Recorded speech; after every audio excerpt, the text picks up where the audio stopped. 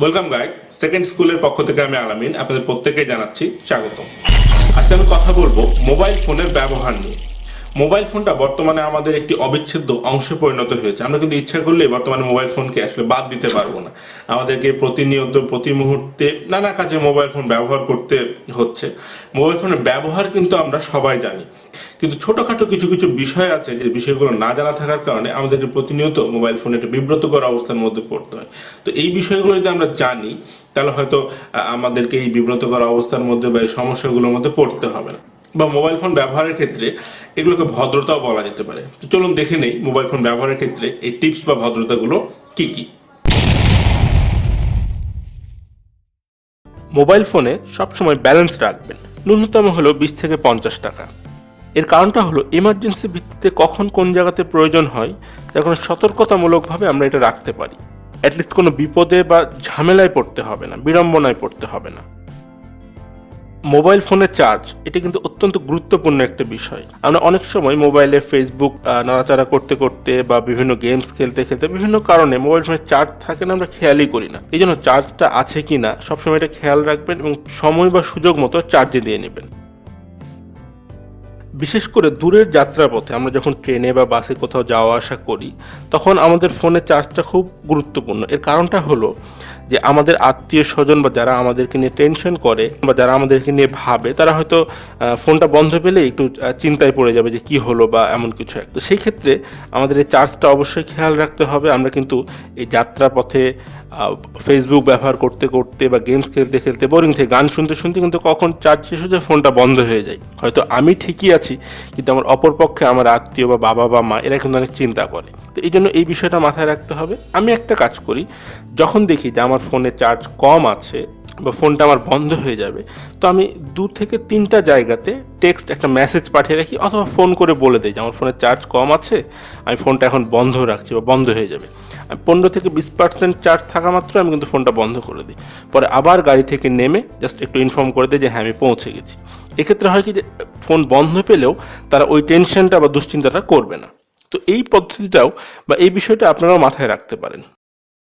নিজ এলাকায় একজন রিচার্জকারী অর্থাৎ ফ্লেক্সি লোড করে বা মোবাইল রিচার্জ করে এরকম লোকের সাথে একটু ভালো সম্পর্ক রাখবেন এবং তার নাম্বারটা সাথে রাখবেন, যেন যে কোনো প্রয়োজনে এমার্জেন্সি মুহূর্তে তাকে ফোন করা মাত্র সে আপনার ফোনে ব্যালেন্সটা পাঠিয়ে দিতে পারে। এটা হতে পারে। এছাড়া সাথে 20 থেকে 50 টাকার কিছু কার্ডও রাখতে পারেন। অবশ্য এখন সুবিধাটা হচ্ছে যেহেতু বিকাশ এখন আছে প্রায় কম বেশি সবার মোবাইলেই, যে কোনো প্রয়োজনে কাউকে ফোন করে বলে দিলেই হয়তো সে আপনার মোবাইল রিচার্জ করে দিতে পারবে। তারপরেও এই বিড়ম্বনাগুলো এড়িয়ে যেতে সাথে 20 থেকে 50 টাকা একটা কার্ড রাখতে পারেন অথবা রিচার্জকারীকে ফোন করে কিছু একটা ব্যালেন্স পাঠাতে বলতে পারেন। এটা অনেক সুবিধা হয়। আমি যখন যে এলাকাতেই থেকেছি মোটামুটি এরকম একটা সম্পর্ক আমার সাথে ছিল যে ফোন করলেই তারা ব্যালেন্স দিয়ে দেয়।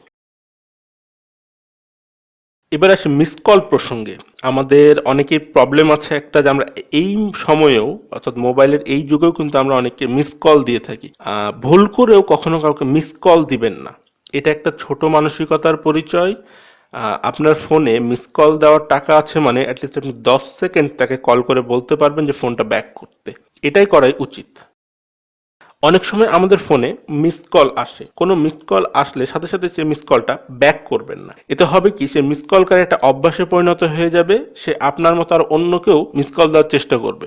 তো এই জন্য এই ফোনটা ব্যাক করার কোনো দরকার নেই। প্রয়োজনে যদি ছোট ভাই বোন থাকে এরাও কল করবে, কল কেটে দিয়ে তাদেরকে আপনি কল ব্যাক করবেন, তবুও মিসড কলটা টোটালি না। খুব সাধারণ একটা আদব, কাউকে কল দিলেন ফোনটা রিসিভ করলো না বা কলটা কেটে দিল, আমরা করি কি সাথে সাথে আবার তাকে কল দিয়ে দিই। হতে পারে সে ব্যস্ত আছে, একটু পরে চেষ্টা করে দেখতে পারি।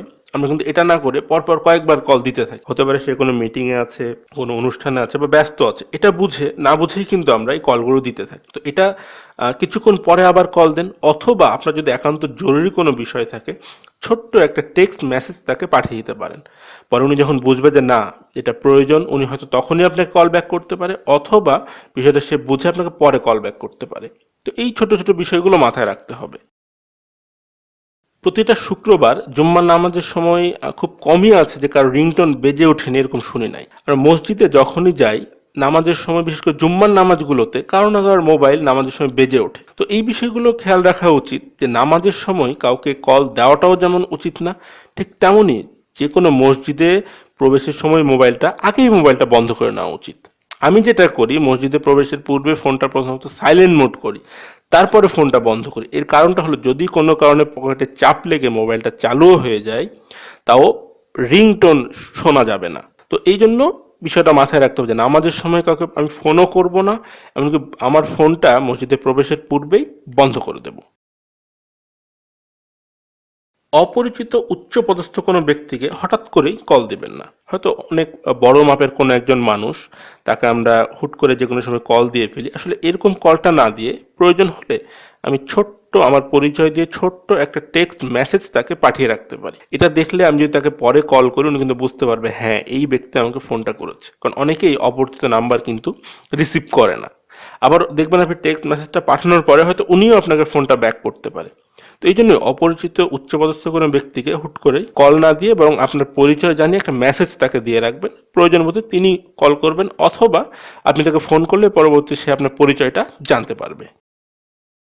অনেক সময় বিশেষ করে অফিসিয়াল সময়গুলোতে অনেক মানুষই ব্যস্ত থাকে। তো এই সময়গুলোতে যারা বিশেষ করে ব্যস্ত থাকে তাদেরকে ফোন করার পর একটু জিজ্ঞেস করবেন যে এখন কি কথা বলা যাবে, আপনি কি ব্যস্ত না কথা বলা যাবে। তো উনি যদি বলে যে হ্যাঁ কথা বলা যাবে বা ব্যস্ততা নেই, তবে তার সাথে কথা চালিয়ে যান। যদি বলে যে না তিনি এখন ব্যস্ত আছেন, পরে ফোন করবেন, তাহলে কথাটা তার সাথে পরেই বলেন। এই জন্য কাউকে ফোন করে আগে জিজ্ঞেস করে নেবেন যে উনি ব্যস্ত কিনা। আবার আরেকটা বিষয়, আমরা কাউকে ফোন করার সময় দেখি যে কল ওয়েটিং এ আছে, তো দেখার পর আমরা কিন্তু কল দিতেই থাকি। তো এটাও কিন্তু আরেক ধরনের অভদ্রতা। যখন দেখছেন কেউ কল ওয়েটিং এ আছে, তার অর্থই হলো এইটা যে সে কারোর সাথে কথা বলছে। সুতরাং তার কথাটা শেষ হোক।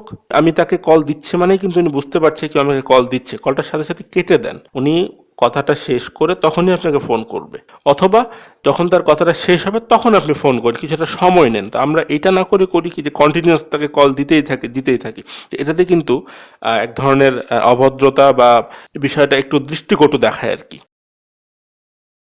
অনেক সময় আমরা করি কি, বিভিন্ন সময় অনেকে কল করে অপ্রাসঙ্গিক বা আমার দিক থেকে অনেক গল্প করতে থাকি। তো এইটা আসলে প্রয়োজনের অতিরিক্ত কথা বলা বা গল্প করা সব ক্ষেত্রেই উচিত না। যখন কারোর সাথে আমরা কথা বলবো তখন প্রয়োজনের অতিরিক্ত কথা না বলাই ভালো। স্থান কাল পাত্র ব্যক্তি ভেদে কথাগুলো বলা উচিত। আমরা অনেক সময় করি কি, যে কোনো সময় প্রশ্ন করে তার সাথে গল্প জুড়ে দেই। তো এটা দেখা যাচ্ছে যে অপর পাশের ব্যক্তিটি ব্যস্ত আছেন বা বিরক্ত বোধ করছে, কিন্তু হয়তো আপনাকে বলতে পারছে না।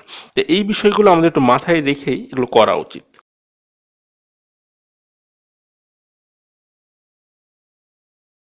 পাওনাদার, আসলে পাওনাদারের কল দেখলেই মনে একটা ভয় লাগে, কি বলবো, উনি কি বলবে।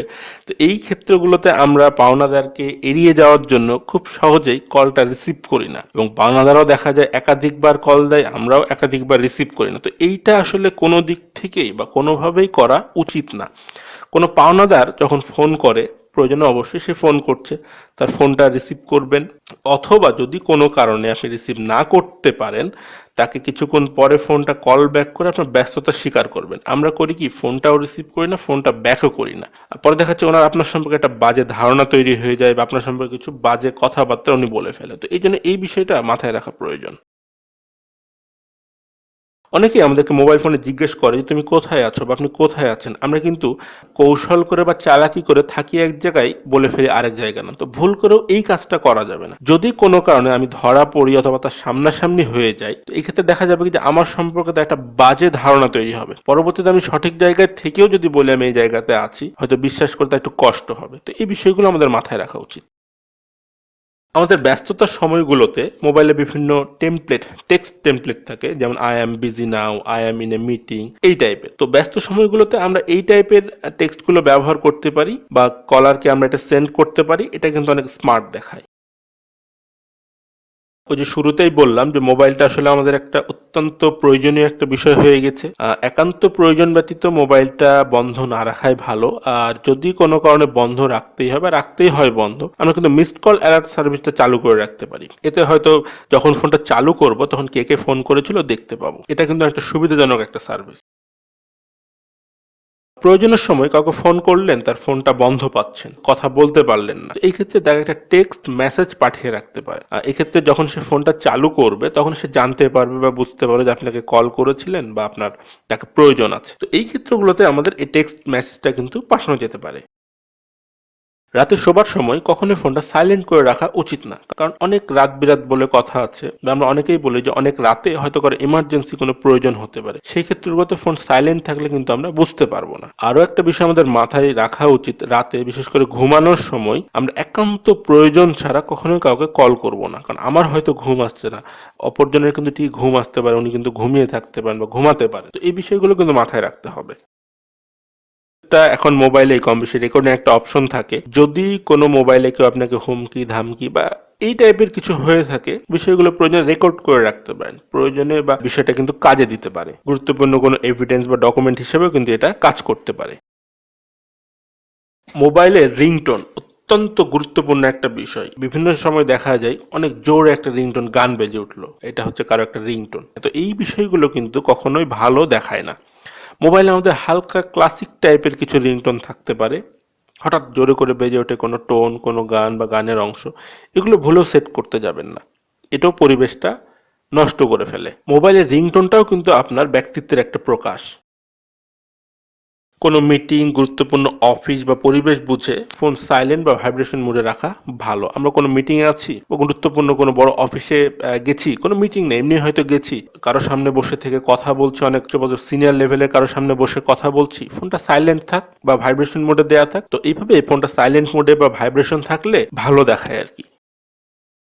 মোবাইল ফোন ব্যবহারে বাচ্চাদের একটা বিষয়, আমি মনে করি যে মোবাইল ফোনটা বাচ্চাদের থেকে যত দূরে রাখা যায় ততই ভালো। আমরা কিন্তু বর্তমানে করি কি, যে বাচ্চাদের হাতে মোবাইল ফোন তুলে দেই, তারা বিভিন্ন গেমস খেলে, ভিডিও দেখে বা এই টাইপের করে। তো এটা আসলে না করে ভালো, মোবাইলটা বাচ্চাদের থেকে যত দূরে রাখা যায় ততই ভালো। এটা কিন্তু প্রভাবটা, মোবাইলের রেডিয়েশন, মোবাইলের নেটওয়ার্ক, এই বিষয়গুলো কিন্তু একটা দীর্ঘমেয়াদী প্রভাব ফেলে।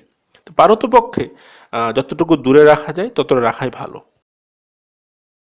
আর মোবাইল ফোনে আসা আমাদের প্রতিটা কলই কিন্তু অত্যন্ত গুরুত্বপূর্ণ। কোন কলের ভ্যালু কেমন এটা কিন্তু আমরা হয়তো ফোনটা রিসিভ না করে বুঝতে পারবো না। তাই কোনো কারণে যদি কোনো কল আমাদের মিস হয়ে যায়, আমরা অবশ্যই চেষ্টা করব কল ব্যাক করার, এর ফলাফল কিন্তু ভালো পাওয়া যায়। তো এটাই মনে রাখতে হবে, মোবাইল বর্তমান সময়ে আমাদের একটি অবিচ্ছেদ্য অংশ, কোনোভাবেই যেন মোবাইলের কোনো অপব্যবহার না হয়। তো গাইজ, এতক্ষণ যারা ধৈর্য সহকারে ভিডিওটা দেখলেন তাদেরকে অসংখ্য ধন্যবাদ, এবং আপনাদের মোবাইল ফোন ব্যবহারের ব্যাপারে যদি কোনো পরামর্শ থাকে, কোনো মতামত থাকে, অবশ্যই আমাকে জানাতে পারেন। আর এই ভিডিওটা যদি আপনাদের কাছে ভালো লাগে তবে অবশ্যই আপনারা ভিডিওটা লাইক করতে পারেন, শেয়ার করতে পারেন এবং আমার চ্যানেলটি সাবস্ক্রাইব করতে পারেন। Thank you.